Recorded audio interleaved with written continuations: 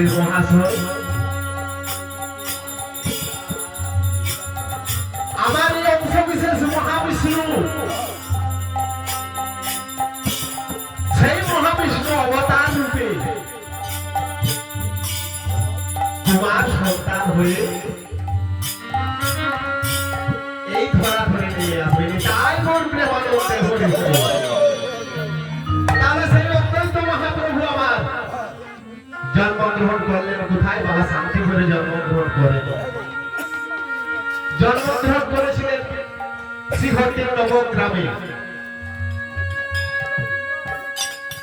সেই অদ্বৈত মহাপ্রভু আমার সেখানে নানা লীলা করেছিলেন বাবা। সেই লীলা বলতে গেলে অনেক দেরি হয়ে যায়। এই লীলা করতে করতে মহাপ্রভু আমার রাজা দেব সিংকে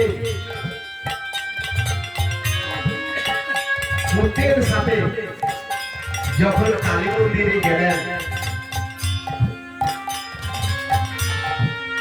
রাজা দেব সিংহের পুত্র যখন কালিমাকে প্রণাম করতে গেলেন, প্রণাম করলেন, কিন্তু অদ্বৈত আচার্য বাবা প্রণাম করলেন কেন?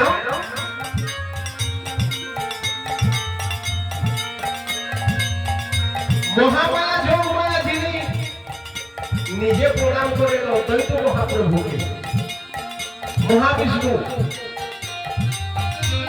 শিবের অংশকে, সেটি আর প্রণাম করতে পারে? ওই বিগ্রহ মা কালীর মূর্তিকে প্রণাম করলেন। যখন প্রণাম করতে না দেখলেন, তখন বাবা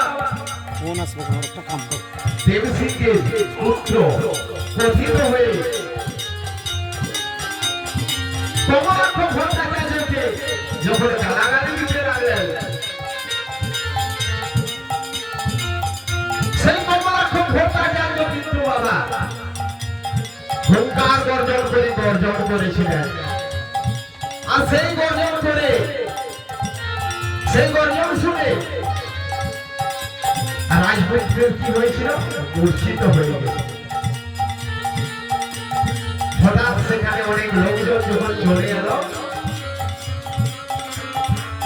অত্যন্ত মহাপ্রভু আমার ছলনাতে কিছু দূরে লুকিয়ে রইলেন। রাজা দেব সিংহ এসে বলছে, অদ্বৈত একই ব্যবহার, তোমরা নাকি দুজনে দুজনার বন্ধু? বলছেন হ্যাঁ, কিন্তু সত্যিকারের বন্ধু আমারই নয়। তার কারণ আমি কোন দেব দেবীকে প্রণাম করি না। আমি প্রণাম করি কাকে জানো? কোন বৈষ্ণব যদি দেখে থাকি আমি তাকে প্রণাম করি।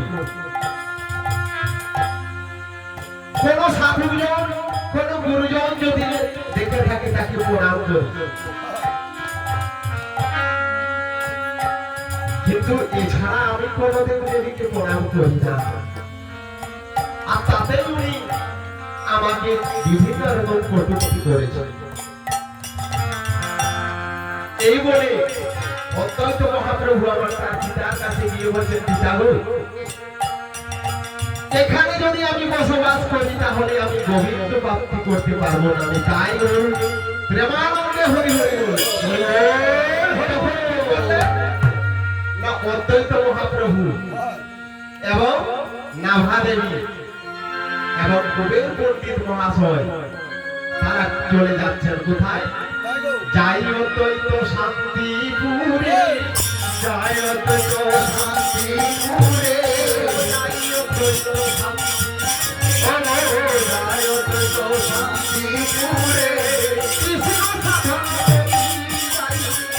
যাই অদ্বৈত শান্তিপুরে, কৃষ্ণ সাধন করিলে রায়, যাই অদ্বৈত শান্তিপুরে, কৃষ্ণ ভজন যাই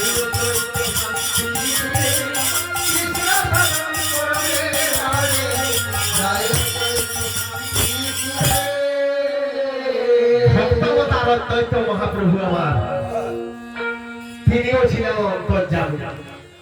তিনি বললেন যে আমি যদি এখানে থাকি আমার গোবিন্দকে আমি সাধারণ ভজন করতে পারবো না। আমার এই জন্মের যে কার্যে যে কার্য হেতু এই জন্ম গ্রহণ করেছি সেই জন্মে আমি সার্থক করতে পারবো না। সেই জন্য